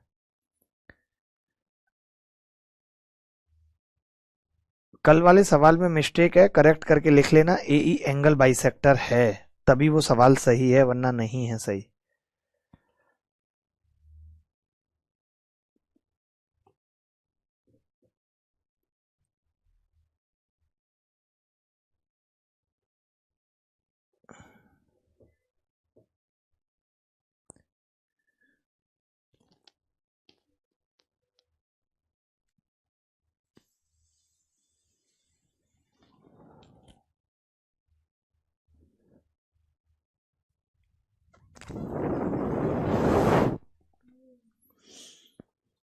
जाने कहाँ गए वो दिन, मैंने कहा बड़ी सिंपल सी बात कही, अब तो मुझे डायरेक्ट याद भी हो गया।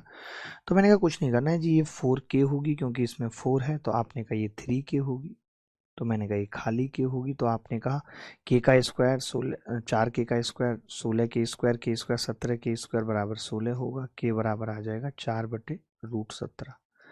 तो मैंने कहा हमें तो 4K निकालनी है, तो वो 16/√17 आ जाएगा। क्या ये सवाल मुश्किल था? कॉम्प्रिहेंड मतलब पूरी तरह समझा जाना। अरे क्या हो गया अगर मुझे कॉम्प्रिहेंड का मतलब नहीं पता तो? इतना बवाल क्यों करते हो तुम हर बात पे? मार खाने का इरादा है क्या, या फिर कोई और वादा है क्या? चलो आप ये 2 सवाल भी निपटा ही लो, अब इतने बड़े इंटेलिजेंट बन रहे हो तो ये 2 सवाल भी कर ही लो, और जल्दी कर लो, अच्छा लगेगा मुझे भी और आपको भी।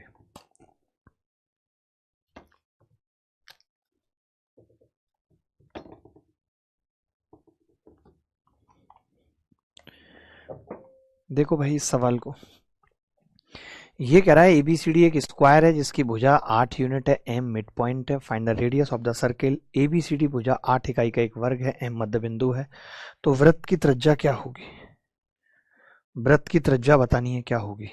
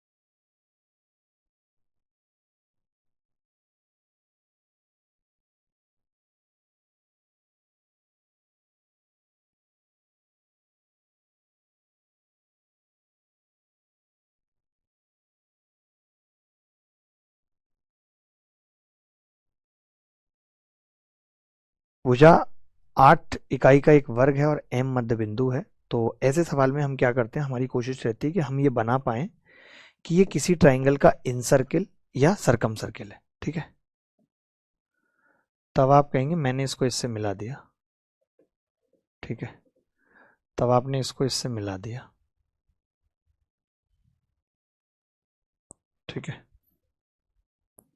ABCD एक 8 इकाई का एक वर्ग है और m मध्य बिंदु है, तो वृत्त की त्रिज्या ज्ञात कीजिए कितनी होगी। ठीक है, वृत्त की त्रिज्या।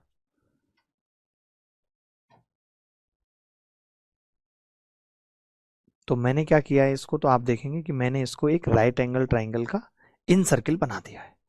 आपने कहा कि जी m अगर मिड पॉइंट है और मिड पॉइंट से पैरेलल लाइन खींची है, तो ये भी मिड पॉइंट पे काटेगा और ये आधी भी होगी। ये भी बात सही है। वर्ग की भुजा कितनी थी, 8 थी, तो ये 8 हो गई, ये भी 8 हो गई, और आपने कहा मिड पॉइंट, तो ये भी 8 हो गई। ये 8 और ये 8 दूनी 16, तो ये 8√5 हो गई।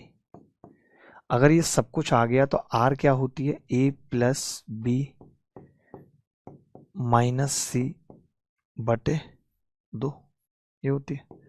आपने कहा 16 और 8 24 का आधा 12 -4√5, खेल खत्म हो गया। 12 -4√5, खेल खत्म हो गया। अगर किसी को डाउट है कि खेल बचा है तो बता दो।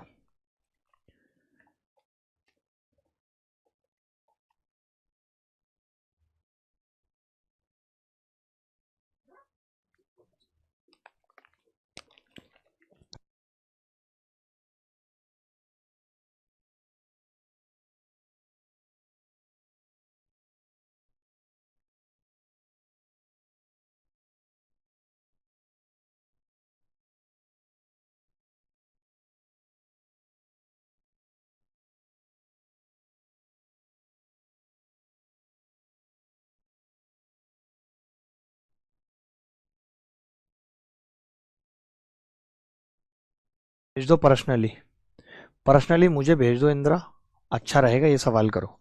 ये कह रहा है एक समलंब DEFG एक वृत्त के चारों ओर घिरा हुआ है जिसका केंद्र C है। यदि DM बराबर 2 सेंटीमीटर, GN बराबर 8 सेंटीमीटर और DEF बराबर एंगल EFG बराबर 90 डिग्री की माप है, तो वृत्त की त्रिज्या ज्ञात करें कितनी होगी।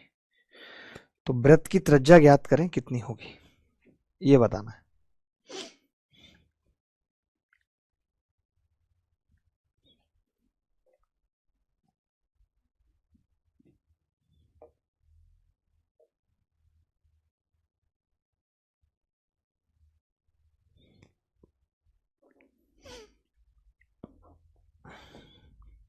देखिए, DEFG एक वृत्त के चारों ओर घिरा हुआ है जिसका केंद्र C है। DM बराबर 2 है, GN बराबर 8।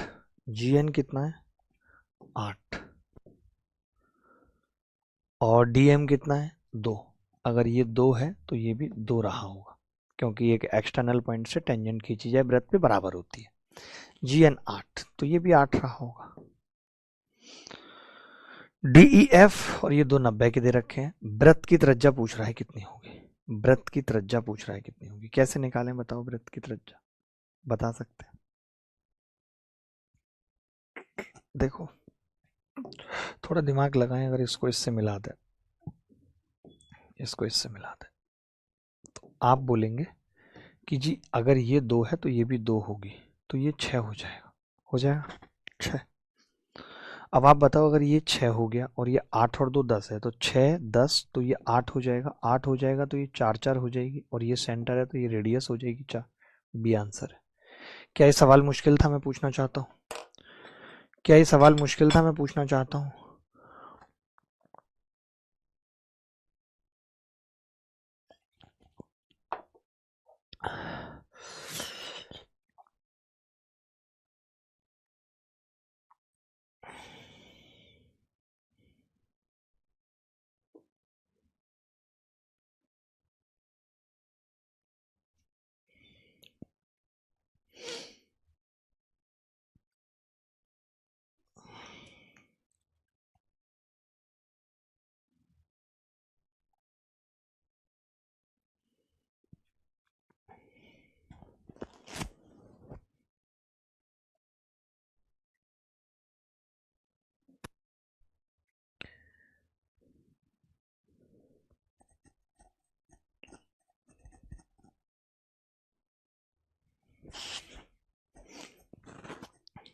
आगे बढ़ते हैं।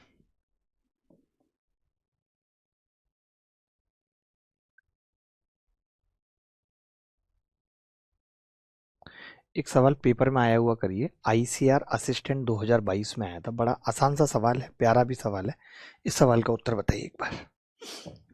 सर एक बोर्ड एंड स्ट्रीम का क्वेश्चन परेशान कर रहा है। अरे इंदिरा भाई आपका क्वेश्चन बहुत परेशान करता है यार, आग लगा देंगे दामन में, याद भी नहीं आने देंगे अनजाने में।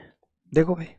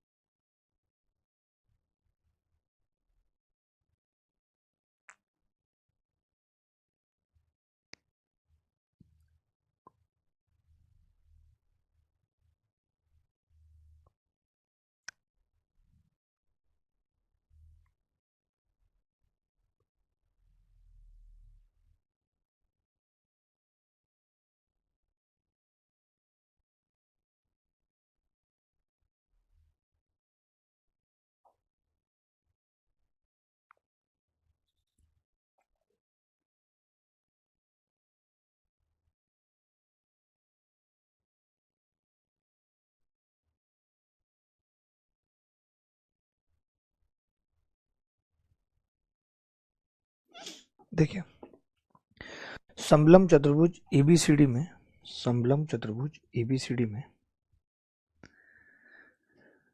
AB पैरेलल है DC के,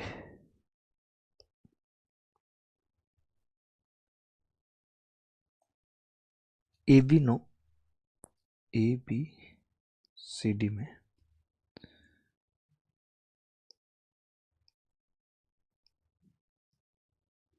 AB कितनी है 9, DC कितनी है 15, और AB और DC के बीच की दूरी 4 है। F और G क्रम से AD, F और G क्रम से AD और BC के मध्य बिंदु है। ठीक है, बिंदु E पर मिलने के लिए DA और CB उत्पन्न होते हैं। बिंदु E पर मिलने के लिए DA और CB उत्पन्न होते हैं। ओहो, तो लफड़ा फंस गया ना। कोई बात नहीं, चिंता मत करो, कुछ तो कर लेंगे इसका भी।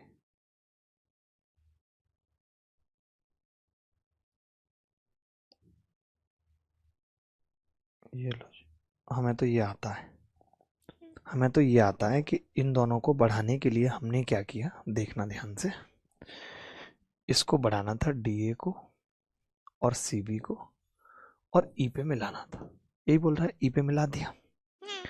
ये बोल रहा है ना, बिंदु E पर मिलने के लिए इनको आगे बढ़ाया। EFG का क्षेत्रफल बताना है, क्या होगा EFG का क्षेत्रफल। गजब है सवाल, सवाल गजब है भाई, गजब है। बता सकते हैं क्या होगा? 9 और 15 दे रखा है ये, मैंने इसको भी मिला दिया F और G को, ये तो हम निकाल ही सकते हैं। खैर 15 और 9 24 का आधा 12 होगा, ये तो हमें पता ही है कि ये 12 होगा। ठीक है, अब एक चीज समझना भाई, ध्यान से समझनी होगी, प्लीज रिक्वेस्ट भी रहेगी आपसे, कि अगर ये 9 और 12 है और ये भुजा पैरेलल है, तो हम ये कह सकते हैं कि 3 तिया 9, 3 चौक 12, इनके जो एरिया का अनुपात होगा वो 3 का स्क्वायर होगा, यानी 9 होगा। समझना, ध्यान से समझना। और इसका 4 का स्क्वायर 16 होगा, 16 में से 9 जाएगा तो इसका एरिया 7 होगा, 7। आपको पता है इसका एरिया कैसे निकाल लोगे, इनके बीच की दूरी 4 है, का मतलब है ये 2 है, ये भी 2 है, तो इसका एरिया कितना होगा, इसका बात कर रहा हूं। तो आप कहेंगे half sum of parallel sides, 9 + 12 21, और गुणा 2, 2 से 2 कट गया, यानी 7 की वैल्यू बेटा 21 है। तो आपसे 9 की पूछ रहा है, 27 नहीं होगी, यही आंसर है। क्या इस सवाल में कोई कमी थी? ऑप्शन में नहीं है बट उत्तर, कुछ गड़बड़ की है क्या हमने? 15 और 9, 15 और 9 का मतलब हो गया 24 का आधा 12 हो गई ये भुजा। तो हमने कहा कि ये भी पैरेलल है इसके, तो ये 3 3 9 3 3 और 4 का अनुपात है, तो एरिया का 3 का स्क्वायर 9 और 4 का स्क्वायर 16 होगा। 16 में से 9 जाएंगे तो 7 बचेगा, ये बात है।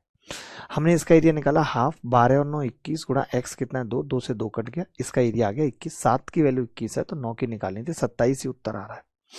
आपका क्या आ रहा है भाई? Sir E F G sir add करो, ई एफ जी पूछ रहा है। अच्छा अच्छा, पूरे का पूछ रहा है, मैंने ये देखा नहीं। पूरे का पूछ रहा है तो ये 48 हो गया, फिर तो हम 16 की वैल्यू निकाल देते, हमने इसको अलग से क्यों किया? 16 की निकाल देते। ई एफ जी का पूछ रहा है ना, ई ए बी का भी पूछता तो भी निकाल देते, 27 होता। ई एफ जी पूछ रहा है सवाल में, अच्छा सवाल है, मगर मैं तो सोचो एब्सेंट माइंडली कर दे रहा हूँ सवाल, मुझे बड़ा अच्छा लग रहा है, क्योंकि मेरा माइंड तो है ही नहीं बिल्कुल, वो तो जाम खा के बैठा है।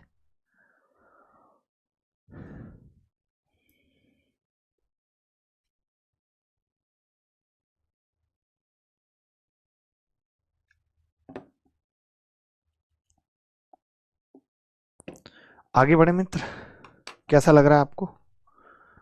आगे बढ़े।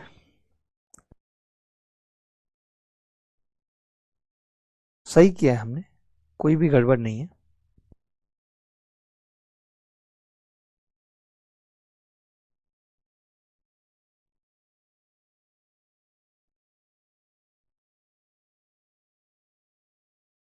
चलो और सवाल देखते हैं भाई।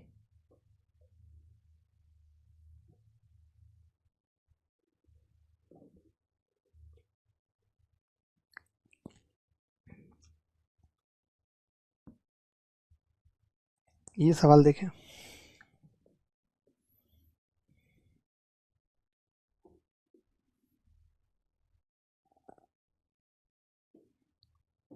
देख लो, नहीं दिख रहा है तो मैं हट जाता हूँ। ये क्या कह रहा है, दी गई आकृति में ई और एफ, दी गई आकृति में ई और एफ, ए बी और बी सी आयत ए बी सी डी के मध्य बिंदु हैं, ए बी सी डी के मध्य बिंदु हैं। यदि त्रिभुज बीईएफ का क्षेत्रफल, यदि त्रिभुज बीईएफ का क्षेत्रफल 19.5 है, तो त्रिभुज डीईएफ का क्षेत्रफल बताना है, क्या होगा? और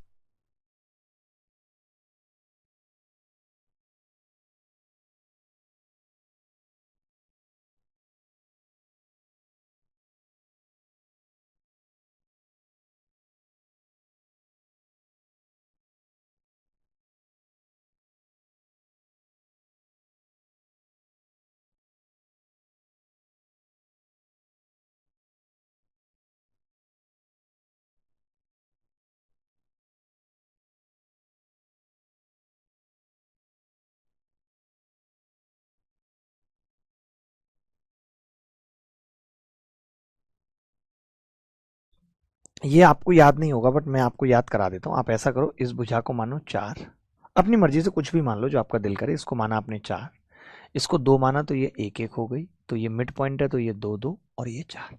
अब आपको सबके एरिया के अनुपात आ जाएंगे आपके पास। कैसे? देखो, इसका एरिया होगा 2, इसका एरिया होगा 4 दूनी 8 का आधा 4, इसका एरिया 1, तो पूरे का एरिया कितना था 8, तो 4 और 2 6 और 1 7। तो बड़ा गंदा आ रहा है, नहीं ये 2 थी ना मुझे, मिस्टेक हो गई, ये 2 थी तो 2 दूनी 4, 2 ही आ रहा है, इसका पूरा 8 आ रहा है तो ये 3 आ गया। तो हमारे पास सबके एरिया का अनुपात आ गया कि क्या क्या होगा। और ये जो अनुपात आया है ये पैरेललोग्राम में भी होता है, रोम्बस में भी होता है, स्क्वायर में भी होता है, चिंता नहीं करनी है, यही सेम अनुपात अगर ई और एफ मिड पॉइंट है। अब आपसे बीई एफ का जो एरिया है वो 19.5 दे रखा था, ये 19.5। हमसे क्या पूछ रहा है, डी एफ का 3 गुना 19 या 57, तो 58.5। क्या ऑप्शन में है? भाग्य है, ए इज द करेक्ट आंसर। जब भी कभी ऐसा सवाल आएगा हम तुरंत निपटा देंगे, उसको कर लेंगे, कोई बड़ी बात थोड़ी है।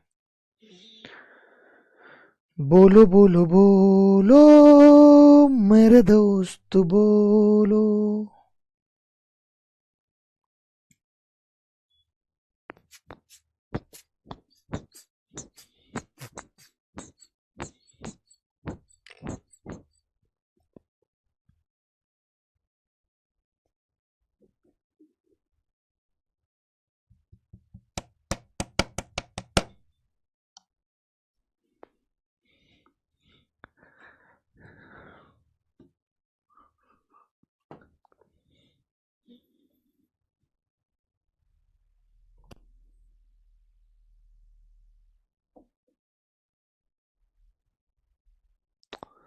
एक बच्चा कह रहा सर मुझे मखाने दिलवा दो। किसके मखाने दिलवाऊं बताओ? कोई तो होगा जिसके मखाने पसंद है तुम्हें। ये बेसिक सवाल है, ये नहीं बताऊंगा अभी, कुछ मुश्किल सा ही कराना चाहता हूँ। ये देखते हैं, एक मुश्किल सा और करते हैं। ABCD एक आयत है, इसमें एक वृत्त बना हुआ है जैसा कि चित्र में दिखाया गया है। BC 8 है, BC 8 है, ठीक है। BE 6 है, BE 6,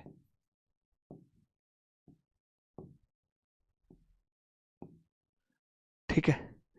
तो लंबाई PQ ज्ञात कीजिए क्या होगा, लंबाई PQ ज्ञात कीजिए क्या होगा, PQ। तो मैंने कहा कि ये 8 है और ये 6 है। अब लंबाई हमसे क्या पूछ रहा है, PQ बतानी है क्या होगी। कोई बताएगा बच्चा? बड़ा इंपॉर्टेंट और असली सवाल है, असली सवाल जिसको कहते हैं वो है। मैंने कहा इसको मैं मान लूं x CQ को, यहां से यहां तक।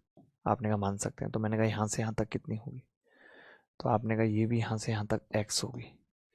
तो ये 8 और ये 6, ये 10, तो ये 10 माइनस एक्स हो जाएगी। ये कितनी हो जाएगी, 10 माइनस एक्स। 6 कहां तक थी भाई, ये BE थी ना 6, ठीक है। अब पूछ क्या रहा है हमसे सवाल में,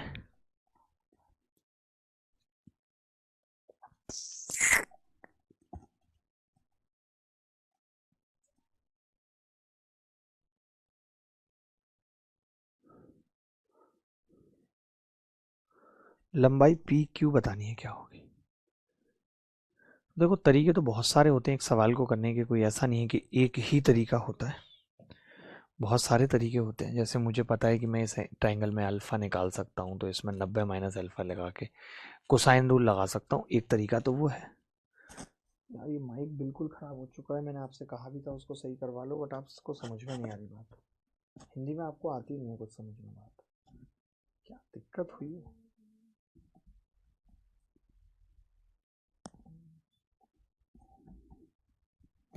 कान में लगने को तैयार ही नहीं है बदतमीज।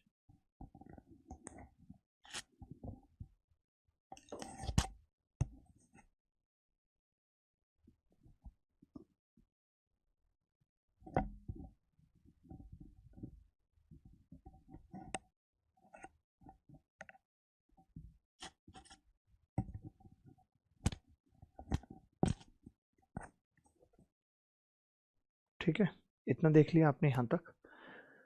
अब और क्या लगा सकते हैं इसमें, जरा बताएंगे आप। अच्छा आप एक चीज और बताओ, छोटी सी बताना, ज्यादा बड़ी चीज तो मुझे जाननी नहीं है आपसे।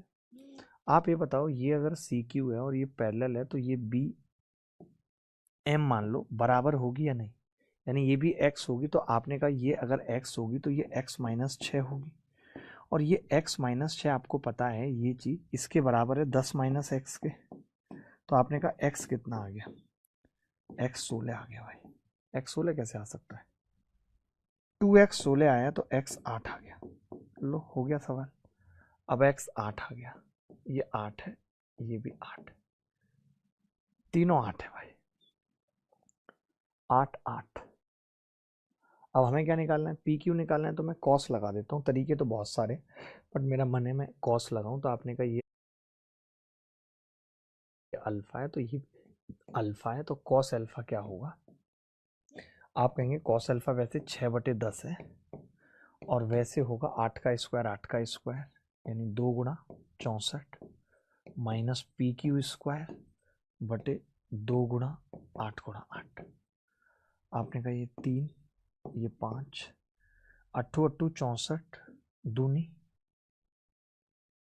अब ऐसे लिख सकते हो आप इसको कि 3 दूनी 6 गुणा 64 है, बराबर 5 दूनी 10 गुणा 64 है, माइनस 5PQ स्क्वायर। तो आप कहोगे कि 5PQ स्क्वायर बराबर आ गया, 10 में से 6 जाएंगे 4 गुणा 64। कोरिया का बच्चा बता सकता है। कैलकुलेशन देखो मैं कैसे करता हूँ, 2 और 8 16/√5। आपने देखा मुझे कहीं कोई गुणा या भाग की जरूरत नहीं पड़ी, मुझे कहीं कोई गुणा या भाग की जरूरत नहीं पड़ी, मैं समझ गया। यहाँ 8 का स्क्वायर, 8 का स्क्वायर 2 गुणा 64 था, यहाँ से 5 गया तो 10 गुणा 64, यहाँ 3 दूनी 6, 6 गुणा 64, 10 गुणा 64 में से 6 गुणा 64 घटेंगे तो 4 गुणा 64, वर्गमूल ले लिया। कहीं मुझे कोई गुणा भाग में दिक्कत नहीं हुई, क्योंकि मुझे पता था कि भुजा की लेंथ निकालनी है। तो मेरे पास कॉस एक तरीका है जो मैं लगा सकता हूँ, तरीके मेरे पास और भी थे, बट मेरा मन था कि मैं कॉस लगाऊं तो मैंने लगा दिया। भाई कोई माई का लाल ऐसा है नहीं जो मुझे रोक सकता था कॉस लगाने से। बता दो आप गलत कह रहा हूं तो मैं, कि आपको ये समस्या हुई इस सवाल को करने में। तरीके बहुत सारे हो सकते हैं एक सवाल को करने के, बहुत तरीके हो सकते हैं। हम इसकी रेडियस निकाल देते यहाँ से, ये ऐसे रेडियस निकालते, इसकी रेडियस तो हमें पता ही थी कितनी थी, तो आप कहेंगे 8 है तो ये 4 हो जाती, ये भी 4 हो जाती, यहाँ से परपेंडिकुलर डाल देते। बहुत तरीके हैं एक सवाल को करने के। अभी के लिए इतना ही, अगली मुलाकात। अब मैं आपको एक बात बताता हूँ, अभी 2-3 दिन मैं थोड़ा बिजी रहूँगा, 2-3 दिन मैं बिजी रहूँगा, तो आप मुझे बोलो कि मैंने क्या सोचा है। कि मैंने अभी थोड़े दिन पहले एक क्लास रिकॉर्ड की थी जो आप सब नहीं जानते, जिसमें ज्योमेट्री के बहुत धांसू धांसू सवाल हैं जो मुझे अभी आपके साथ कराने थे। तो अब मैं 2-3 दिन बिजी रहूँगा, क्लास नहीं हो पाएगी, तो मैं रोज़ 1.5 घंटे का कंटेंट आपको दूं। आप मुझे बताओ, रोज़ 1.5 घंटे का कंटेंट आपको दूं, या एक साथ 4.5 घंटे का डाल दूं कि लो ये ज्योमेट्री लपक के ले लो, और ये आपको क्वाड्रेटल के सवाल करने हैं। आप मुझे बताओ कैसे करना है, दोनों में से एक चीज़ मुझे बता दो क्या करना है। 3 दिन में अभी लाइव अवेलेबल नहीं रहूँगा आपके साथ, यानी कल, परसों और उसके नेक्स्ट डे एक साथ, ठीक है। बट हम उसको लाइव वीडियो में ही देते हैं ताकि वो वीडियो आपके पास लाइव सेव रहे, ठीक है, ताकि वो वीडियो आपके साथ लाइव सेव रहे। या मैं तो कहता हूँ 2-2 घंटे का एक साथ देता हूँ, मैं अपने हिसाब से देता हूँ, डेली सही रहेगा। कल 2 घंटे, परसों 2 घंटे और उससे नेक्स्ट डे 2 घंटे, यानी 6-6 घंटे का लाइव आपको मिलेगा। तो जैसे मैंने उसमें क्या है, मान लेते हैं कि आप देखते हो कि मैं एक सवाल देता हूँ फिर मैं बैठा रहता हूँ, तो उसमें वो नहीं होगा। मैं सवाल दूंगा, मैं यहाँ पे बैठूंगा, मैं उस चीज को कटवा दूंगा, मैं उसको री एडिट करा रहा हूँ जिसमें मैं अपनी सांसों की आवाज भी हटा देता हूँ, ठीक है। तो उस कट से तो आपको दिक्कत नहीं होगी, जहां पे मेरी सांसों की आवाज नहीं आएगी, सिर्फ प्योर कंटेंट आएगा आपके सामने, सिर्फ प्योर कंटेंट आएगा आपके सामने। उसमें कोई सांसों की बात नहीं होगी, आपसे कोई कमेंट की बात नहीं होगी, कुछ नहीं होगा, ठीक है। क्योंकि वक्त कम बचा है, क्योंकि हमें जल्दी से अभी मॉक टेस्ट भी शुरू करने हैं आपके, डेली रेगुलर प्रैक्टिस 30-30 बेहतरीन सवालों की, वो भी आधा-आधा घंटे में, एक दिन में हो सकता है 2 मॉक टेस्ट भी करने पड़े, ठीक है। हर दिन ही 2, ये बच्चा कह रहा है, ठीक है। क्लास टाइम पे ही लाइव होगा, जो क्लास की टाइमिंग है 12 बजे, उसी टाइमिंग पे होगा, अलग टाइमिंग पे नहीं होगा, ठीक है। चलिए बाय, टेक केयर, धन्यवाद, thank you very much, bye bye. क्यों निकल जा रहा है ये बार बार, पता नहीं क्या हो रहा है, बार बार निकल जा रहा है।